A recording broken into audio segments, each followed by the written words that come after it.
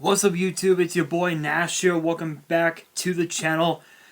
2020 has been one hell of a fucking year. It's been something, to say the very least. This 2020, in my opinion, will be one of those years that none of us will ever forget. Obviously, with the pandemic, with elections, and even also in the world of professional wrestling, it's been absolutely amazing. Obviously, WWE has had their ups and downs. I know that other promotions have had their ups and downs. I know that Ring of Honor has had their ups and downs. TNA as well.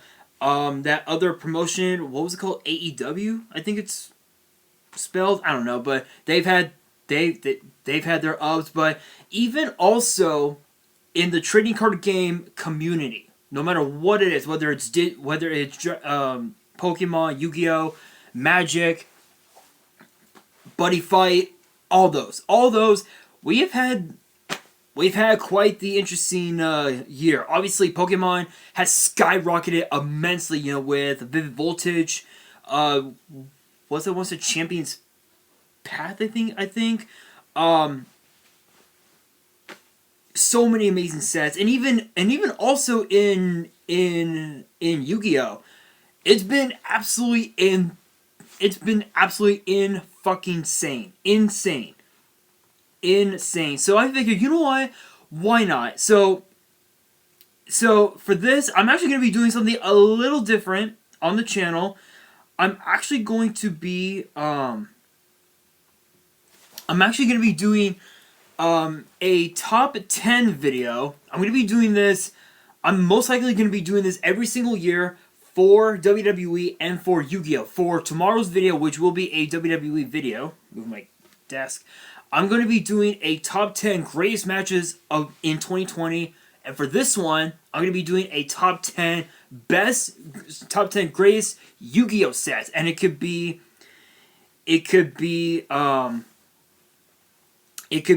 a core booster set, an expansion set, a structure deck. It could be anything. And I'm looking at it on the wiki, on the YuGiOh wiki website.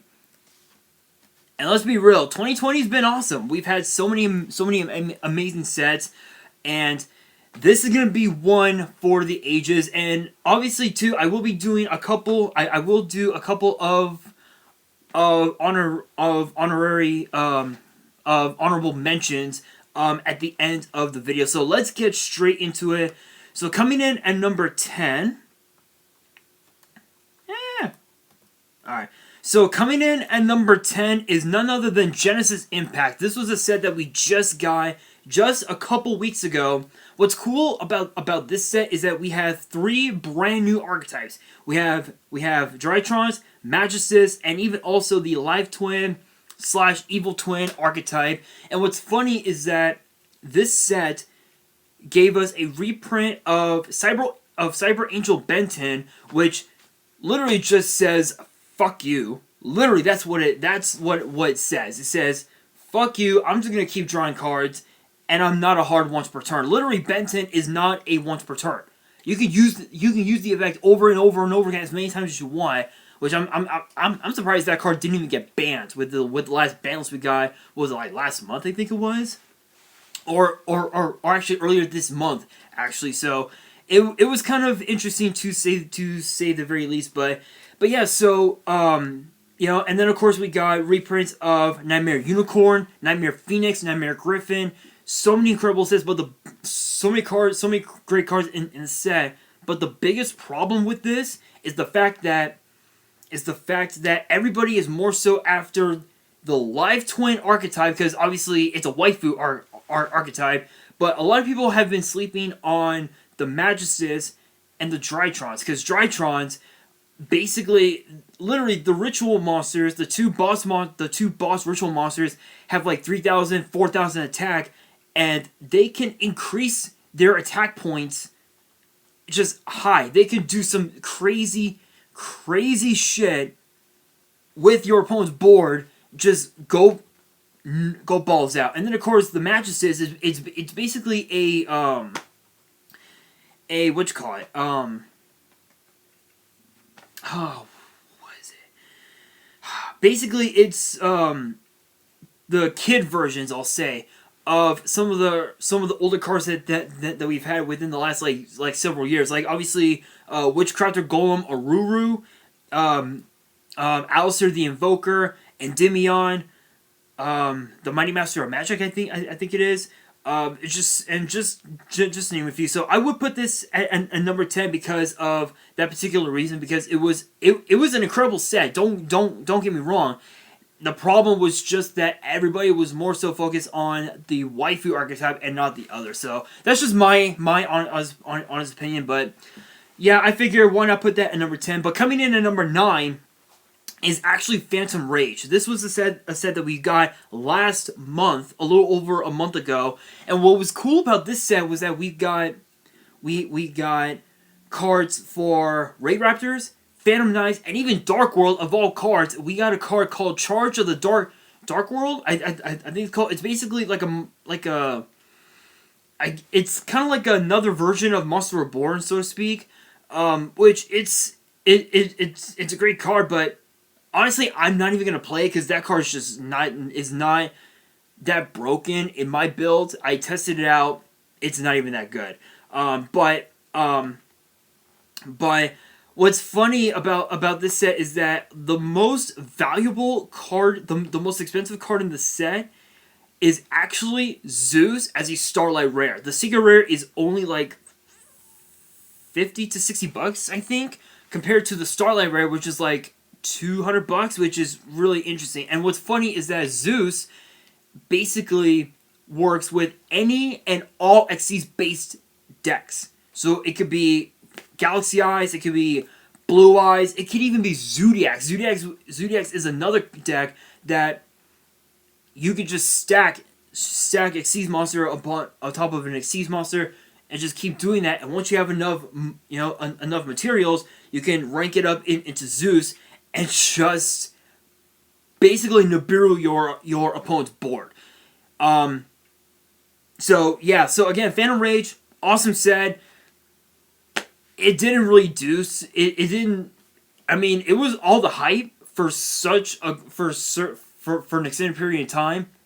But once everybody got a glimpse at what each card did, and obviously and you guys know I talked about a lot of these cards, a lot of these cards on the channel with from the last like couple months when Phantom Rage was when they announced when Phantom Rage was going to be released. You guys can check those videos out.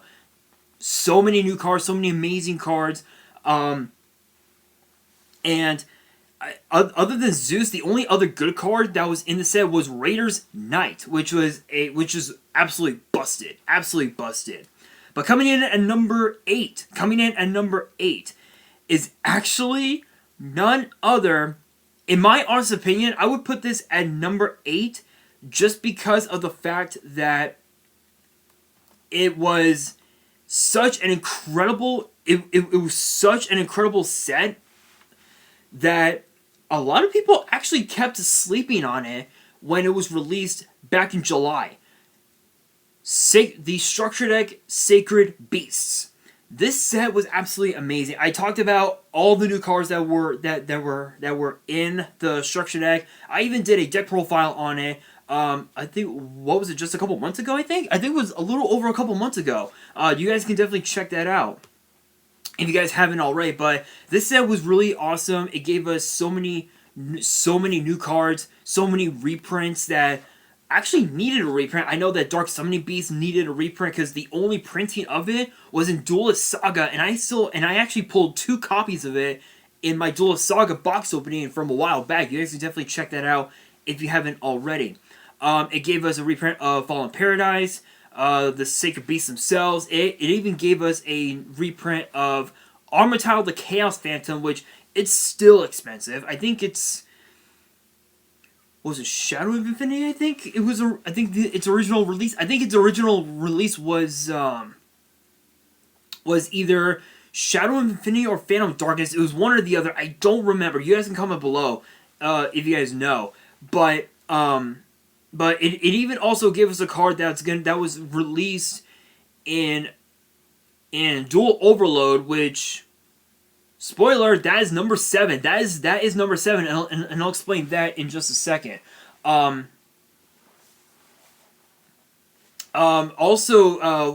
It gave us just so many new cards, so many great reprints, but the only problem is that the card Tragoedia, or Tragodia, as some people call it, it's pronounced.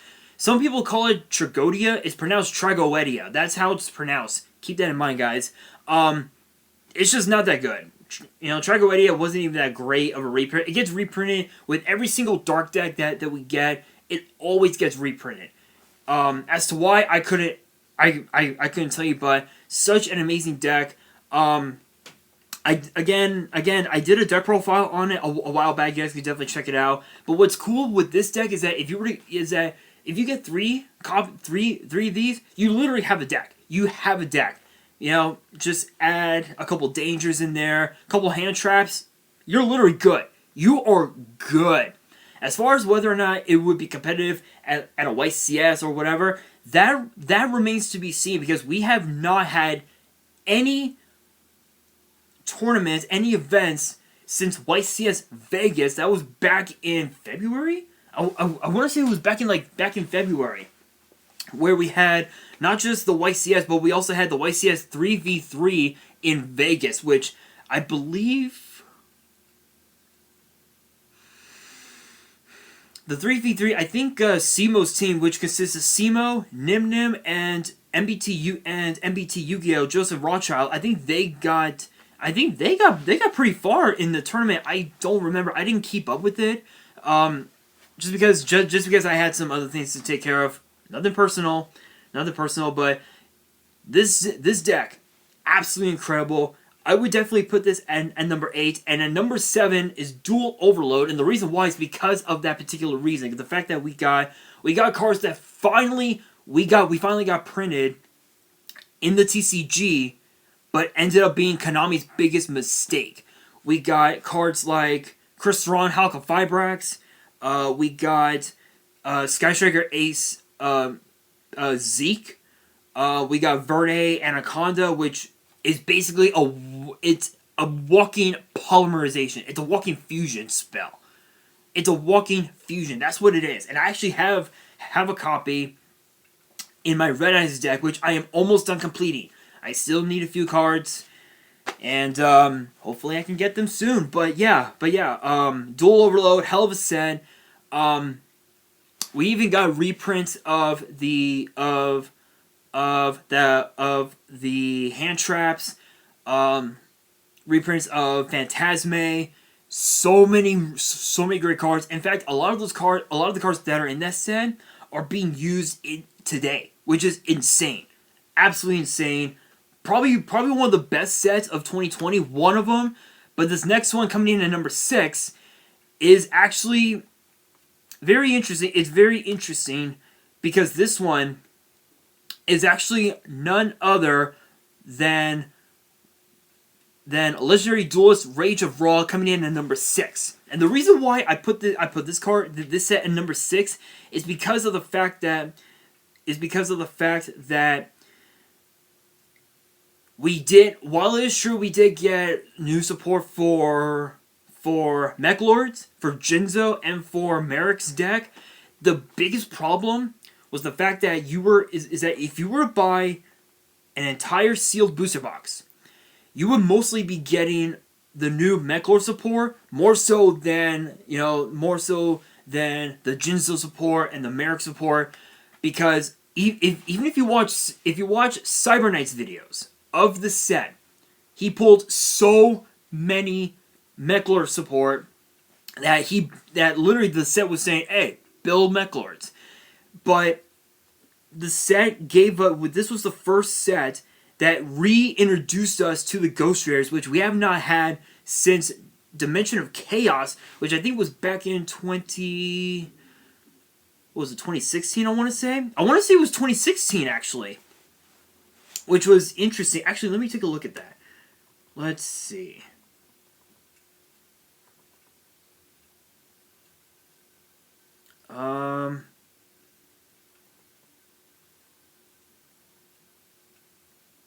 No, I was wrong. 2015. 2015 was actually was when we got that set. It was actually that was actually the last set of 2015. The last core set of 2015. But what's funny is that this was the last set that gave us ghost rares, and it was one of those sets that, especially Dimension of Chaos, it was an incredible set back then. I think the Ghost Rare Scarlight Red Dragon Archfiend is going for well over $700. I believe that's the right price.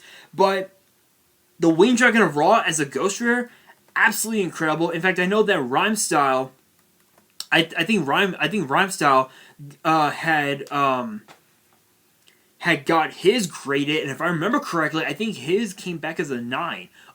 His came back as like a 9 or something like that, because of the big problem that Ghost Rares have, and that's print lines. The print lines will always be there no matter what, only because of the fact that the cards, when they're being marked, the print lines will show up. That's the biggest problem with Ghost Rares. But this set, absolutely amazing. We got, again, literally everybody was after the set to get the Ghost Rare, and even also the alternate art was beautiful, simply beautiful. But coming in at number 5 is Battles of Legend Armageddon. This was a set that was released on July 24th earlier this year, and what's cool about this set was that we finally got Don Thousand's numbers, which were the Numeron Gates. We got Numeron Calling, Numeron Network, and we also got Jim Crocodile Cook's Fossil Monsters, which we are still missing so many of them. I think we're expecting a few in the next Battles of Legend, which should be right around that time next year in 2021, which I am excited for. I am excited for that. It's gonna be awesome, in my honest opinion. But the biggest problem with this was that it was way overhyped. Because for one, because here's the thing, while it is true that we did get the Starlight Utopia in the the original pronunciation is Astroglyphic language, we also got 10,000 Dragon as a 10,000 secret rare, but that card was way overhyped, and it got to the point where everybody realized that card is nothing. It's literally nothing. And truth be told, I've heard rumors, there were rumors that the reason why it was printed in the Battles of Legend Armageddon is because it was supposed to have been the prize card for 2020 Worlds. Those are the rumors. Those were the rumors. I don't know. I honestly don't know if those rumors are true. But if they are true, I think being printed as a prize card would have made things a lot more sense. But that was the biggest problem with Battles of Legend Armageddon. But it's still an amazing set. I think now on some TCG websites, I think they're selling them for like $200 or something like that, because of the fact that Utopia and 10,000 Dragon are still like up there. And I know that Rhyme Style, again going back to Rhyme Style, I think he got his 10,000 Dragon graded. I don't know if he got the grades back, but yeah, such an amazing set. I think, and even also too, a lot of people kept hyping up the Numeron Gate cards, and it was being used in pretty much every single deck, almost every single deck in the meta. Absolutely crazy. But coming in at number 4 is none other than Eternity Code. This was released June 5th, actually.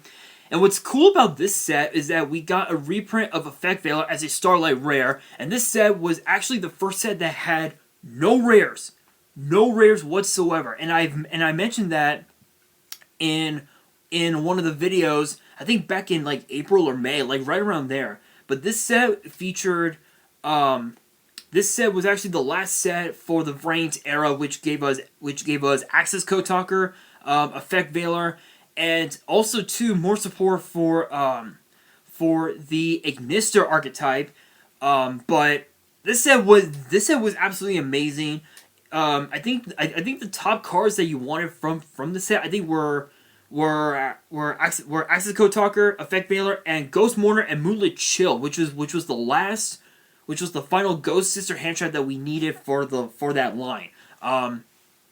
Even now, I think Eternity Code in some websites are selling them for extremely crazy amount of money. Extremely crazy amount of money because of the fact that Ghost Mourner, Access Code, and Effect Veiler are going somewhere between like $70 to like well over $1,500. And even Effect Veiler, what's funny is that when Effect Veiler was released in Duelist Revolution, I think as a Ultra and a Ultimate Rare, if I remember correctly, the card was going for well over $700 to about $1,700. Like right in that price range. But ever since it got reprinted like so many times, the price has gone down and down and down and down and down, making it easier for us to use Effect Veiler. But now Effect Veiler isn't even that good anymore, only because of the fact that we have like Ash Blossom, we have cards like DD Crow and Access Code Talker and whatnot. It's still a really nostalgic card. So definitely putting this in number 5. But coming in at number 4 is actually where is it? Where are you? I cannot find it.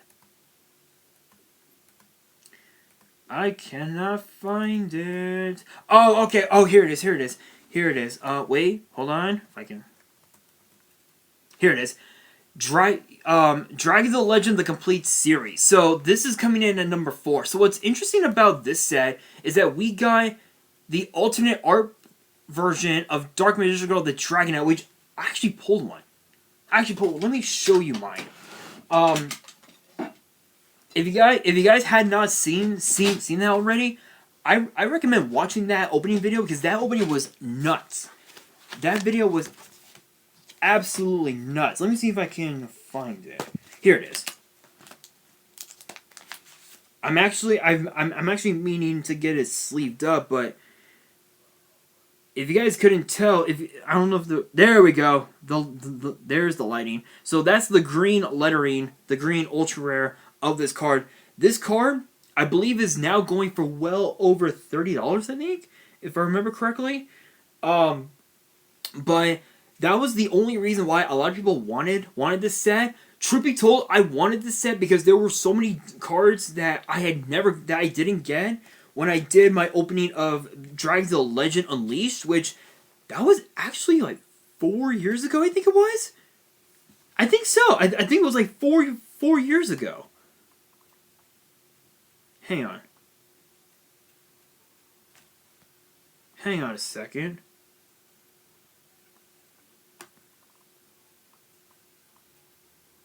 Alright, I think it was like 4 years ago.